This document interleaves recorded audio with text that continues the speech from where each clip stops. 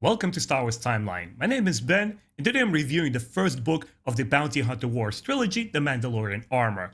Let's find out if this story belongs in the annals of the great bounty hunters, or should you toss it into the Sarlacc's pit? Let's find out next. Where should I start reading?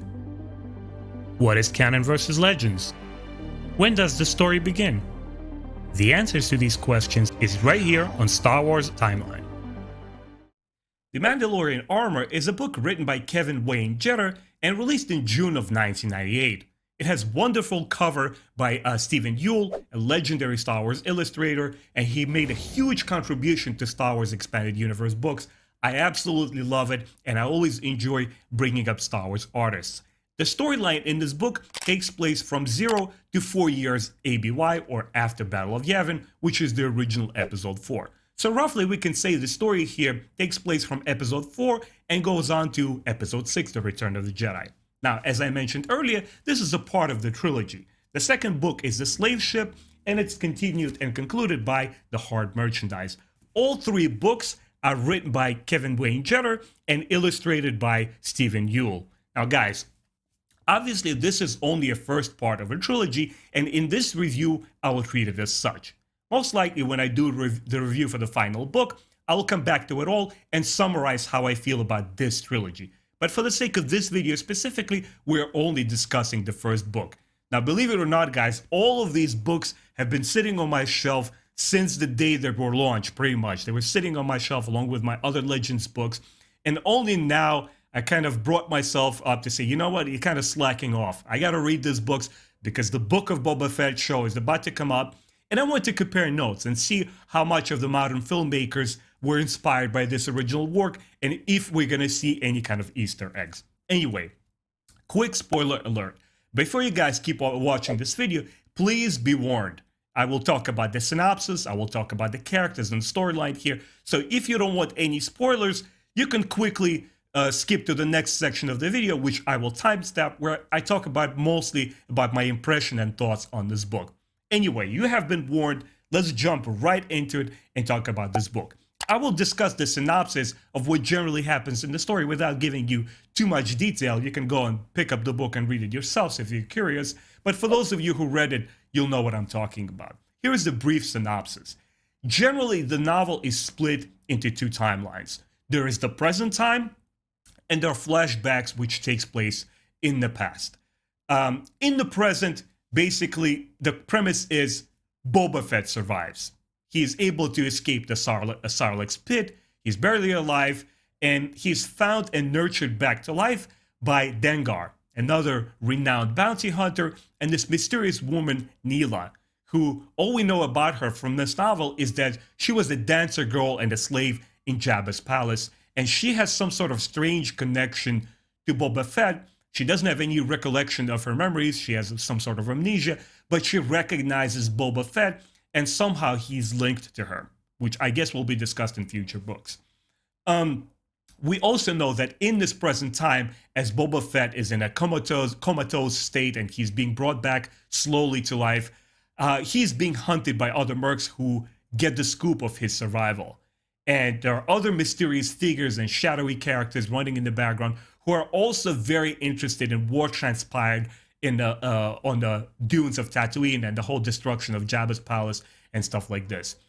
There's other party, Quad of Quad, who is interested in Boba Fett's fate, and he's the CEO of the Empire's military subcontractor. There are other parties like Prince Tizor and the Emperor himself and Darth Vader are interested in all this drama involving the bounty hunters. And also we know in this present timeline that obviously Boba Fett and the crew, as they work their way through the storyline here, they're trying to get off Tatooine. The novel periodically cuts away from the present time into the past. And in this past, we see the renowned bounty hunter Boba Fett taking a job from Kudar Mubad, this very strange, spidery / mechanical droid kind of creature who is called the Assembler. He's the information broker, and he deals with all the shady guilds across the galaxy, from the Black Sun to the Empire. He basically deals in information. And the job is very simple: to join the Bounty Hunter Guild, even though Boba Fett is the one who supposedly works alone. As Boba Fett takes on this task and he leaves this information broker, we find out that behind the curtains, it's all the work of Prince Caesar. And those of you guys who are familiar with the Shadows of the Empire book and other expanded universe novels, he was a prominent crime lord in that timeline. He was basically the leader of the Black Sun organization, which, spanned across the galaxy. And he has his own motivations. He basically wants to sow dissent within the Bounty Hunter Guild and destroy it from inside. As Boba Fett infiltrates the Bounty Hunter Guild, he aligns himself with the Trandoshan leader, Krodask. And he's supposed to fulfill a mission for him and prove himself as a bounty hunter who is willing to play by the guild's rules. While the Krodask's son, no other than Bosk, that we all know, right, the famous Trandoshan bounty hunter, and his sidekick Zukus, who we also see on board of the Star Destroyer in Episode 5 when they go to capture Han Solo. He's this insectoid bounty hunter who we also see in live-action Star Wars. Basically, these two sidekicks are trying to thwart Boba Fett's efforts because they're jealous, because Bosk feels that he should be the new leader of this bounty hunters guild. Basically, Fett assembles the crew. He finds the other crew members that he wants to work with. He goes to retrieve the target that he's assigned with. He completes the mission, and he gets back as Bosk kills his own father, as is the way supposedly with the Trandoshans, and he becomes in efforts to become the new leader of the Bounty Hunter Guild. He basically accomplishes what Prince Caesar wanted all along. He basically destroyed. And from this point forward, all the bounty hunters are alone and they act on their own accord. That there is no longer a guild that they're all a part of. In the present time, we see Boba Fett, Dengar, and this strange, mysterious woman, Neelan, escape Tatooine on a Slave One. And as we're approaching the ending of this novel, we see the Slave One go outside of the Tatooine atmosphere, and supposedly the ship explodes, leaving us with a huge cliffhanger, and we're left with a scene of Bosk seemingly accomplishing his task, one-upping Boba Fett and thinking that he is now the ultimate bounty hunter in the galaxy, but he's still fearful. Obviously, it's probably indicating the fact that Boba Fett is nowhere near dead. This is my brief summary of the story of the book. Let's now turn to my personal impression, my thoughts on it, the pros and cons, what I liked, what I didn't like, and I'll give my final score at the end. Now, this is all a personal opinion, guys. You don't have to agree with me, but I would love to hear from you in the comment section below what you thought of this book. I believe that this first chapter primarily rests on this premise, and it's Prince Caesar making a pitch to the Emperor and to Darth Vader, basically stating that the Imperial forces are too rigid and they can't accomplish more delicate tasks. For example, the bounty hunters are the ones who go after Han Solo, and it's the Boba Fett the one who tracks him down to Bespin, and that's how the Empire finds them, right? So Prince Caesar, being the leader of the Black Sun criminal syndicate, says, look, let me take care of this. Let me pit all the bounty hunters in the bounty hunter guild against one another, have them destroy the guild from inside, and then we will exploit each and every one that survives and represents the very best of the bounty hunters. We could take them on for these specialized jobs. And it's basically the premise that I have the most problem with the book. I'm not saying it's good or bad. I'm pretty sure there are fans who enjoy this. For me personally, it just didn't rhyme for several logical reasons. And I would not ever choose a bounty hunters guild versus military, right? If we're talking a military might that is as powerful as the Empire in the Star Wars universe, which is basically has grasp on most of the known regions of space, you would also assume that they have very strong spy network, right? When we look at actual history and we look at all the great empires that took over at one point or another, from Romans to Greeks to Genghis Khan, they all had very efficient systems of spy networks and intelligence. And I just don't see how a bunch of ragtag outlaws, basically, bounty hunters, would stack up next to professional military. But it's all a matter of opinion, and I don't think just because I view it a certain way makes the plot of the story necessarily bad. And actually, this is what I did. I told myself, well, hold on a second. This is the premise of the book. So what do? Do I put it down and stop reading it?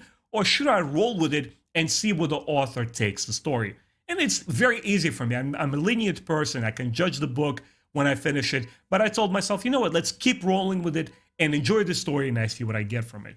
And I was happy that I did, because there's a lot of qualities about this book that I like. For example, I thought that book is full of very effective and interesting intrigue and tension. There's constant backstabbing going about. It's betrayals.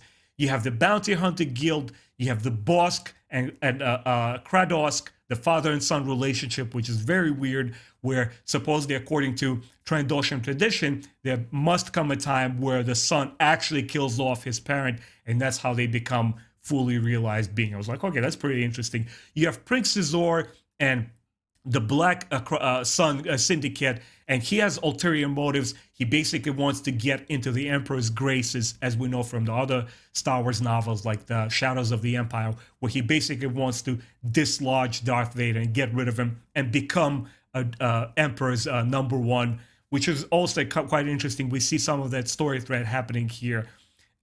We have this mysterious figure, the Quat of Quat, this imperial kind of like associate who provides the military assets to the Empire. He has his own interest in there. He's very curious what transpired in the sand dunes of Tatooine there with the fate of Boba Fett, and he's somehow linked to another character in the story, which I think will be revealed as I read along book 2 and 3. So on that front, I felt the book is very effective in building intrigue and tension. Another aspect of the book that I really enjoyed is world building. I thought it was very strong, and the author basically puts us into that original Star Wars trilogy vibe. Just the atmosphere, the way that he describes Tatooine, the way that he talks about these bounty hunters, from their presence, the kind of the military, the combat tactics that they use in a storyline here. It's very, very effective and very reminiscent of the original movies. So it's not a stretch of an imagination to take this trilogy and say, yeah, well, this is basically the stuff that could happen in the original trilogy right outside of the films or alongside of the films. If they actually filmed this as a trilogy of films, I think they would sit very comfortably next to the original trilogy. Another minus in this book, which I thought wasn't as strong, were the characters. I felt that characterization in general was very, very lacking. For example, Boba Fett is once again this faceless merc with this reputation of being the best bounty hunter in the galaxy. And that's basically what he does through the story, being the most badass bounty hunter that we know, right? He survives this impossible odds in the Sarlacc's gut. He crawls out. He's the one who outsmarts everyone opponent in the book. He's the one who gets away, even though he is scathed, right? He is wounded. I'll give the credit there.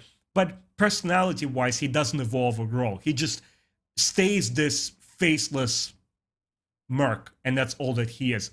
Bosk, on the other hand, is just this angry, stupid lizard Trandoshan guy who is jealous of Boba Fett, and he wants the spot, right? He wants the glory. Once again, I didn't feel that he progresses as a character. He's just kind of there. And all of the others are sort of kind of there in the periphery of the story. They're not even meaningful in this discussion. The only ones that I really did enjoy were Neela, this Mysterian woman, and Dengar, who I did feel he's quite an interesting persona in the story. A, because we don't know anything about him unless you read the Dark Horse era Star Wars books. I haven't read a lot of those involving Dengar, right? And I haven't encountered him in previous Star Wars books. For me, it's my introduction to Dengar, right? This renowned bounty hunter. It was interesting to see his relationship to Boba Fett, his motivations to rescuing Boba, and also to this woman, where he shows a little bit of humanity. And also we understand a little bit of his past, where he's connected to this woman, and he sort of distances himself from her because he doesn't want his bounty hunter doings to catch up with him, for his criminal past to take over her life and possibly put her in danger. I thought it was very clever and interesting and humanizing somebody who is on the exterior this cold and calculated killer. And also Neela, she's very interesting to me. It's nice to see the feelings of a slave, right? Somebody who was this dancer girl in Jabba's palace, and she didn't know what her fate would be, if she's gonna die like that other Twi'lek, right, who falls into the Rancor pit, and Jabba the Hutt and his cronies are basically seeing her being devoured by the Rancor, and this woman basically witnesses that. So it was interesting to see her inner feelings on that. I felt it was very effective, and the mystery of her amnesia and her relationship to Boba Fett, I want to see how that is concluded in the trilogy. How far does the author take it, and does he make it interesting? Is the payoff going to be worth it? But so far I'm very invested in her character as well. All in all, I would say, with all my likes and dislikes, that this is a pretty strong first chapter, right? The setup for this trilogy. There's not a lot of action going on in this book, but that's not why I read Star Wars or anything else. To me, it's the characters and the strength of the story that makes me flip the pages and read through and get to the ending. And when you get to the part where the action is there and it informs the characters and informs the story, it makes it more fun and exciting. It makes you worry and concerned for the main heroes of the story. That's when the action is good. So we had one major action sequence in this book, right? The confrontation between the bounty hunters and when they go to the place to retrieve their target. I thought it was pretty good, pretty well done. And in general, what got me interested in this trilogy and why I'm going to finish with book 2 and 3 is that the world building. I really enjoyed the fascinating world of bounty hunters and the backstabbings and all of these different factions, from the Empire to the Black Sun criminal syndicate, of vying for power in the galaxy, and how the bounty hunters are all in front of it. That was pretty interesting. I want to see more action in part 2. I want to see more character development, right? I want to see what makes Boba Fett tick as a character. I want to see his relationship with Neela developed more and why they're connected to one another. I would not be against some kind of a romantic feeling. It doesn't have to be a relationship. They don't have to end up together as a couple, but some kind of feeling, some kind of emotion, some kind of motivation that drives these characters will be interesting for me to see. All in all, to give this book a final score, I would give it a very generous 3 out of 4. Why? Not because I feel it's a poorly written book. It's actually quite competent. It has all the elements, all the gears in this machine function well. It's a well put together story. It's just not happens to be the story that I personally got thrilled with. Why? Because my ultimate explanation is I didn't feel that the characters went through enough transformation. That Boba Fett is this faceless assassin, and the only ones that drive the story were Dengar and the young woman. I guess there was enough of a hook for me to enjoy. And I think it's very important to point out that when a fan, right, whether you're a Marvel fan or you enjoyed some television show or Star Wars, saying that you dislike something does not mean by default that the story is bad. It just doesn't speak to you. It doesn't resonate. It's a weird thing, right? All the filmmaking and storytelling, a certain kind of formula and aesthetic that we can all follow through and say, well, whether a certain story has it or it doesn't have it. But it all boils down to our emotional response, right? We all have feelings in connection to certain scenes or characters, or some people feel the thrill and adrenaline rush of action. And when there's not enough of it, fans complain. They say, well, this story didn't have enough action for me. There was too much talking, right? That's how it's usually described. So it's all variable and it's all dependent on your own worldview. So I don't think it was a bad book. I think it was a pretty decent start of a trilogy. It wasn't my favorite, but I am very curious and invested to see where the book 2 and 3 will land, and specifically how Boba Fett's relationship to this young woman, Neela, will be resolved. Anyway, guys, I hope you enjoyed this review. I would love to hear in the comments what you personally thought of this book. Please don't spoil the rest of the trilogy for me, but tell me what you thought of it as a whole, as the trilogy, and I will wonder whether my own feelings will kind of end up where you are at after I read the entire set. And it will be also fun to see how the Book of Boba Fett will be influenced or informed by the trilogy, or maybe not. Who knows? Maybe we'll just get 1 or 2 Easter eggs. Anyway, guys, I hope you enjoyed this review. My name is Benjamin. I do character highlights, lore videos. I'm playing the Knights of the Old Republic video game. If you enjoyed this video, check out my other content. Put a like, subscribe to my channel, hit that bell button so you don't miss my future content. All of your help would really help me out a great deal, and I appreciate your time watching my stuff. And I'll see you guys next time.